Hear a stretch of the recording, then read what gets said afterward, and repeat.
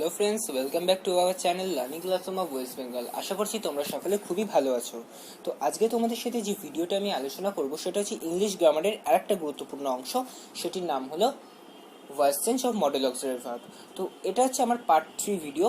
তো আগের ভিডিওগুলোতে আমি তোমাদের সাথে ভয়েস চেঞ্জের যে জেনারেল রুলস সেগুলো নিয়ে আমি তোমাদের সাথে আলোচনা করেছিলাম। তো আজকের ভিডিওতে তোমাদের সাথে আমি আলোচনা করব যে মডেল অক্সিলারি ভার্বের ক্ষেত্রে তোমরা কিভাবে ভয়েস চেঞ্জ করবে, এবং সেই সমস্ত ভয়েস চেঞ্জ করার ক্ষেত্রে তোমাদের অনেক ক্ষেত্রেই অনেক রকম অসুবিধা হয়, এবং সেই সমস্ত অসুবিধার সম্মুখীন হলে তোমরা কিন্তু ভয় পেয়ে আর সেগুলোকে করতে চাও না। কিন্তু আজকের আমি তোমাদের সাথে যে ভিডিওটা শেয়ার করব সেখানে কিন্তু আশা করছি তোমরা মডেল অক্সিলারি ভার্বের যে ভয়েস চেঞ্জের যে ধারণা, অর্থাৎ বেসিক যে কনসেপ্ট, সেটা তোমাদের ক্লিয়ার হয়ে যাবে। ঠিক আছে? তো আজকে আমাদের টপিক হচ্ছে voice change of model auxiliary verb. ঠিক আছে?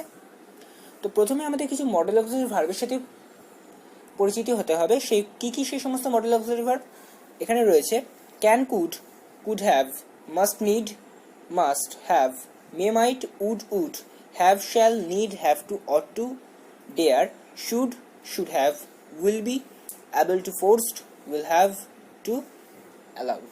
তো এই সমস্ত মডেল অক্সিলারি যে সমস্ত ভার্বসগুলো রয়েছে, এই ভার্বসগুলো সাধারণত আমরা চিনে থাকি, অর্থাৎ এইগুলোকে আমরা মডেল অক্সিলারি ভার্ব বলে থাকি। ঠিক আছে? কিন্তু এখানে যে সমস্ত মডেল অক্সিলারি ভার্ব এতগুলো আমি বললাম, এই এতগুলো সাধারণত তোমাদের ভয়েস চেঞ্জ থাকে না।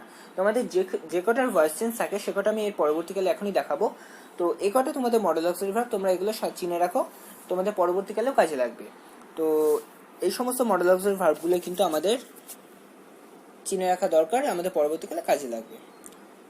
তো এবার আমি তোমাদের যেগুলো দেখাবো সেখানে তোমরা দেখতে পাচ্ছ এখানে কিছু মডেল অক্সিলারি ভার্ব রয়েছে। এই কটা মডেল অক্সিলারি ভার্ব, যে আমি এটাকে ব্র্যাকেট করলাম, এই কটা মডেল অক্সিলারি ভার্বই কিন্তু তোমাদের পরীক্ষায় সাধারণত আসে। ঠিক আছে? তো প্রথমে তোমরা দেখতে পাচ্ছ যেটা রয়েছে সেটা হচ্ছে ক্যান, তারপরে রয়েছে কুড, তারপরে রয়েছে মে, তারপরে আছে মাইট, তারপরে আছে শুড, তারপরে আছে উড, তারপরে মাস্ট, তারপরে অট টু।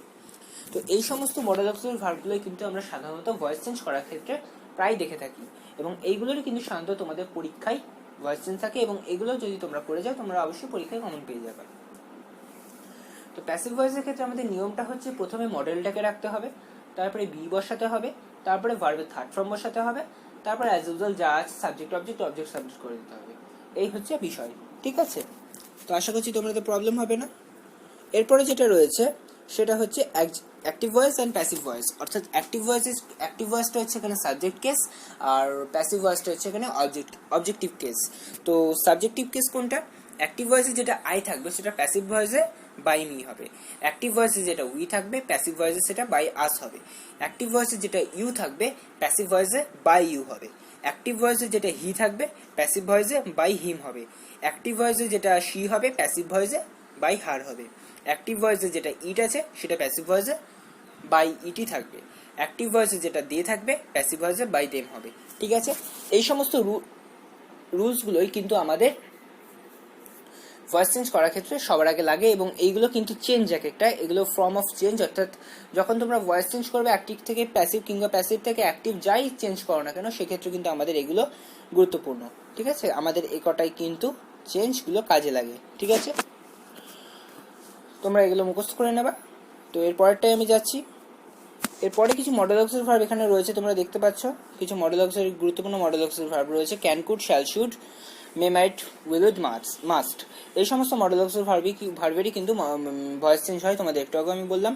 তো যখন তোমাদের অ্যাক্টিভ ভয়েসে যখন কোনো সেন্টেন্স থাকবে তখন তোমরা কি করে বুঝবে যে এটা মডেল অক্সিলারি ভার্ব রয়েছে? তো তোমাদের প্রথমে একটা সাবজেক্ট থাকবে, তারপরে এই সমস্ত মডেল অক্সিলারি ভার্বের মধ্যে যে কোনো একটা মডেল অক্সিলারি ভার্ব থাকবে, তারপরে থাকবে মেন ভার্ব। অর্থাৎ অবশ্যই এটা মাথায় রাখতে হবে যে মডেল অক্সিলারি ভার্বের পরে কিন্তু ভার্বের প্রেজেন্ট ফর্ম বসে, অর্থাৎ শুধুমাত্র মেন ভার্বই বসে। ঠিক আছে? তারপরে একটা অবজেক্ট থাকবে। ঠিক আছে? সুতরাং subject plus modal auxiliary verb plus main verb plus object, এটা হচ্ছে অ্যাক্টিভের রুল। এবং সেটাকে যখন আমরা প্যাসিভ করবো তখন কি হবে? তখন যেটা অ্যাক্টিভ ভয়েসের যেটা অবজেক্ট ছিল সে প্যাসিভ ভয়েসের সাবজেক্ট হলো, তারপরে মডেলটা বসালাম, তারপরে একটা বি বসালাম, তারপরে ভার্বের থার্ড ফর্ম বসালাম, তারপরে বাই বসালাম, তারপরে অ্যাক্টিভ ভয়েসের যে সাবজেক্ট ছিল সে প্যাসিভ ভয়েসের অবজেক্ট হয়ে গেল। ঠিক আছে? এই যে দেখো আমি এখানেও দিয়েছি, যখন আমরা প্যাসিভ করব তখন কি হবে? তখন মডেল প্লাস বি প্লাস ভার্বের থার্ড ফর্ম। ঠিক আছে? তো এবার যেটা হচ্ছে সেটা হচ্ছে কিছু কিছু এক্সাম্পলস আছে যেগুলো করলে তোমাদের আর কোনো ভয়েস চেঞ্জ করতে প্রবলেম হবে না। ঠিক আছে? এক নম্বর যেটা রয়েছে, শি ক্যান স্পিক চাইনিজ, তাই তো, শি ক্যান স্পিক চাইনিজ। তাহলে এটাকে যখন আমরা ভয়েস চেঞ্জ করবো তখন অ্যাক্টিভ ভয়েস, এটা যেহেতু অ্যাক্টিভ ভয়েস আমরা কি করে একবার চিনে নিই, প্রথমে সাবজেক্ট আছে, তারপর একটা মডেল অক্সিলারি ভার্ব আছে, তারপরে মেন ভার্ব আছে, তারপর একটা অবজেক্ট আছে। তো সুতরাং এটা একটা model auxiliary verb, modal auxiliary sentence. তাহলে এটা যেটা অবজেক্ট, এই সেন্টেন্সের যেটা অবজেক্ট সেটা আমি প্যাসিভ ভয়েসের সাবজেক্ট করলাম চাইনিজ। এরপরে যেটা আমি মডেল অক্সিলারি ভার্বটা বসালাম ক্যান, তারপরে আমি বি বসালাম, তারপরে স্পোকেন বসালাম অর্থাৎ ভার্বের third form, speak spoke spoken ভার্বের থার্ড ফর্ম, বাই বসালাম, অ্যাক্টিভ ভয়েসের যে সাবজেক্ট ছিল শি, তাকে আমি প্যাসিভ ভয়েসের অবজেক্ট করলাম বাই হার, হয়ে গেল। তো এইভাবে আমরা করে ফেলতে পারবো। একটা এক্সাম্পল দিয়েছি, we must preserve the Tigers, তাহলে কি হচ্ছে দ্য টাইগার্স, তারপরে মাস্ট বসালাম একটা মডেল অক্সিলারি ভার্ব, তারপরে বি বসালাম, তারপরে প্রিজার্ভ বসালাম, প্রিজার্ভ বসালে কিন্তু হবে না, এটা আবার বলছি, প্রিজার্ভ বসালে কিন্তু হবে না, যেহেতু প্রিজার্ভ হচ্ছে প্রেজেন্ট ফর্ম আর প্রিজার্ভড হচ্ছে পাস্ট পার্টিসিপল ফর্ম, ঠিক আছে। এরপরে তোমরা কিন্তু বায়াস ব্যবহার করতেও পারো বা নাও করতে পারো, ঠিক আছে। এখানে আমি বায়াস ব্যবহার করিনি, কিন্তু তোমরা যেহেতু এখন ছোট তোমরা বায়াস ব্যবহার করবা, ঠিক আছে। তো এই দুটো এক্সাম্পল হলো, আমরা আরও কিছু এক্সাম্পল আরেকটু পরে পরিচিত হব। তার আগে আমরা আরেকটা জিনিস এরপর জেনে নেব, সেটা হচ্ছে প্রত্যেকটা যে সমস্ত মডেল অক্সিলারি ভার্বের কথা আমি একটু আগেও বললাম, সেই প্রত্যেকটার একটা করে উদাহরণ, একই রকম উদাহরণ, শুধু একটু চেঞ্জ করে দিয়েছি, তোমরা শুধু এটা দেখো। তো প্রথমে যেটা রয়েছে must, I must clean the house.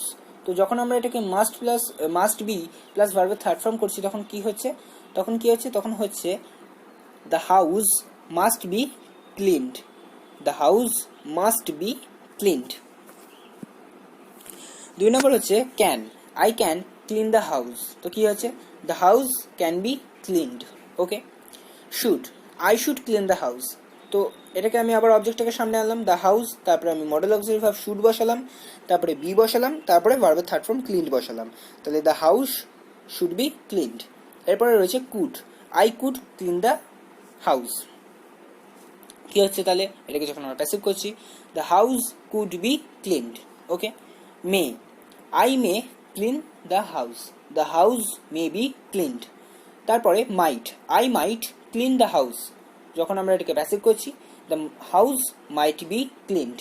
তারপরে have to, I have to clean the house, তো এটাকে যখন আমরা প্যাসিভ করছি the house has to be cleaned, okay, বোঝা গেল। এটাই হচ্ছে তোমাদের কিছু গুরুত্বপূর্ণ মডেল অক্সিলারি ভার্বের যে চেঞ্জ, এগুলো তোমরা মাথায় রাখবে। এইভাবে কিন্তু তোমাদের প্রত্যেকটা চেঞ্জ করতে হবে, ঠিক আছে। এইভাবে তোমরা যদি চেঞ্জ না করো তোমাদের কিন্তু পরীক্ষার ক্ষেত্রে সেই সমস্ত কিছু কেটে দেওয়া হবে, ঠিক আছে।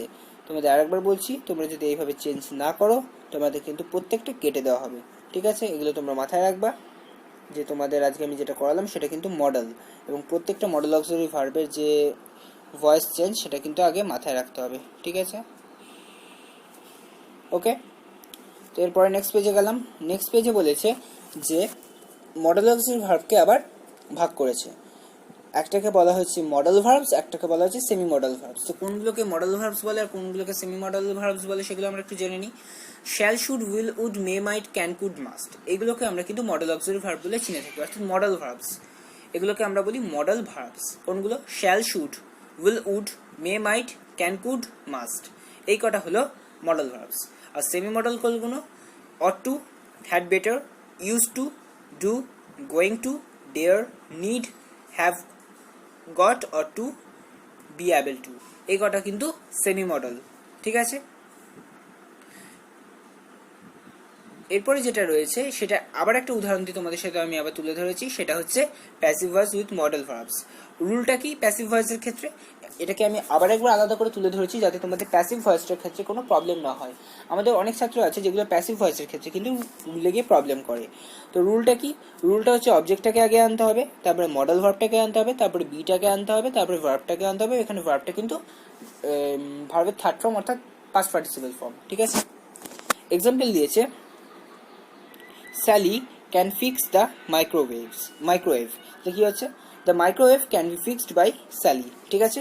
দ্য মাইক্রোওয়েভ এখানে অবজেক্ট, এটাকে সাবজেক্ট করলাম, তারপরে ক্যানটাকে বসালাম, তারপরে বি বসালাম, তারপরে ফিক্সড বসালাম, অর্থাৎ ফিক্সের ভার্বের third form fixed by Sally, বোঝা গেল। তাহলে Sally can fix the microwave, তাহলে the microwave can be fixed by Sally. 2 number উদাহরণ, Bob can operate the bulldozer. তাহলে কি হচ্ছে, এটাকে যখন আমি আবার প্যাসিভ করছি তখন এটা যে অবজেক্টটা যেটা রয়েছে সেটাকে আমি সাবজেক্ট করলাম দ্য বুলডোজার, তারপরে আমি মডেলটাকে দিলাম ক্যান, তারপরে বি বসালাম বি, তারপরে অপারেটেড থার্ড ফর্ম দিলাম অপারেটেড, তারপরে বাই বব। তাহলে Bob can operate the bulldozer can be operated by Bob. ঠিক আছে, এরপরে আর কটা এক্সাম্পল রয়েছে এবং এই কটা এক্সাম্পল দিয়ে আজকে আমি আমার ভিডিওটা শেষ করব। এবং এই কটা এক্সাম্পল যদি তোমরা ভালো করে মনোযোগ সহকারে যদি ভালো করে বুঝে নাও, তোমাদের কোনো রকম ভয়েস চেঞ্জ করতে প্রবলেম হবে না। আমি আবারও বলছি, তোমাদের কোনো রকম ভয়েস চেঞ্জ করতে প্রবলেম হবে না। ঠিক আছে, তো যেটা রয়েছে এখানে, he will give U A বুক, এটা অ্যাক্টিভ ভয়েস, তাই তো? এটাকে যখন আমরা প্যাসিভ করছি তখন কি হচ্ছে, you will be given a book by him. ঠিক আছে, তোমরা যদি এক্ষেত্রে এ বুকটাকে সামনে ধরে করো তাহলে কিন্তু কোনো রকম ভুল হওয়ার সম্ভাবনা থাকবে। ঠিক আছে, তোমাদের কোনো রকম প্রবলেম হবে না যদি তোমরা এ বুকটাকে সামনে ধরে করো। যদি তোমরা এ বুকটাকে সামনে ধরে করো তখন কি হবে, a book will be given to you by him. আর এখানে যেহেতু ইউ দি করা হয়েছে তাহলে তাও হবে you will be given a book by him. ঠিক আছে, আবার যখন আমরা এটাকে আরেকটা এক্সাম্পল দিয়েছে, they can pick a number, they can pick a number, এটা অ্যাক্টিভ ভয়েস। এটাকে যখন তোমরা আবার প্যাসিভ করছো তখন কি হচ্ছে, a number can be picked by them, এটা ভয়েস চেঞ্জ হয়ে গেল, বোঝা গেল? অর্থাৎ এখানে যে অবজেক্টটা ছিল সেটা সাবজেক্ট হলো, তারপরে মডেলটা বসলো, তারপরে বিটা বসলো, তারপরে মেন ভার্বের থার্ড ফর্ম বসলো, তারপরে বাই দেম বসে গেল। ঠিক আছে, আরেকটা এক্সাম্পল দিয়েছি, we must finish the job, এটা যেহেতু একটা অ্যাক্টিভ ভয়েস এবং এটাকে যখন আমি প্যাসিভ ভয়েস করছি তখন কি হচ্ছে, this job must be finished by us, হয়ে গেল this job must be finished by us. যেহেতু এটা একটা অবজেক্ট, দিস জবটা এখানে অবজেক্ট, সুতরাং প্যাসিভ ভয়েস এটা সাবজেক্ট হবে। তারপরে এখানে যে মডেলটা রয়েছে মাস্ট বসালাম, তারপরে বি বসালাম, তারপরে ভার্বের থার্ড ফর্ম ফিনিশড বসালাম, তারপরে বাই বসালাম, তারপরে আস বসালাম, বোঝা গেল? তো এইভাবে তোমরা যদি মডেল অক্সিলারি ভার্বগুলোকে রেগুলার তোমাদের কোনো গ্রামার বই থেকে প্র্যাকটিস করো তাহলে তোমাদের কাছে এটা আরও সহজ হয়ে যাবে। এবং তোমরা যদি এইভাবে মডেল অক্সিলারি ভার্বগুলো প্র্যাকটিস করতে থাকো এবং পরবর্তীকালে আরও যে সমস্ত কঠিন কঠিন মডেল অক্সিলারি ভার্বগুলো থাকবে তোমরা সহজেই করে ফেলতে পারবা। তো তোমাদের যদি প্রয়োজন হয় তোমরা অবশ্যই কিন্তু এই পেজগুলো একটা করে স্ক্রিনশট তুলে নেবা। আমি তোমাদের আরেকবার এই পেজগুলোকে দেখিয়ে দিচ্ছি।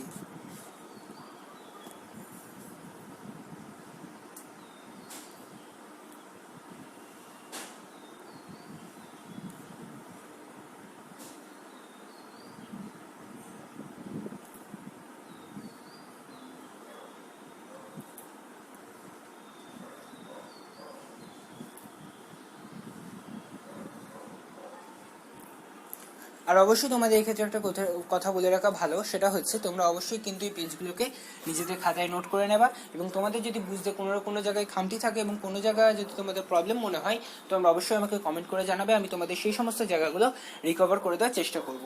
ঠিক আছে, তো ভিডিওটা ভালো লাগলে অবশ্যই কিন্তু ভিডিওটাকে একটা লাইক করো, কমেন্ট করো এবং ভিডিওটাকে কিন্তু অবশ্যই সাবস্ক্রাইব করো। এবং তোমরা যদি আমাদের চ্যানেলে নতুন হয়ে থাকো অবশ্যই কিন্তু চ্যানেলটাকে সাবস্ক্রাইব করে পাশে বেল আইকনে ক্লিক করো এবং যাতে আমার পরবর্তী আপডেট বা নোটিফিকেশনসগুলো তোমরা সবার প্রথমে পেয়ে যেতে পারো। তো আজকের ভিডিও আমি এখানেই শেষ করছি। নমস্কার।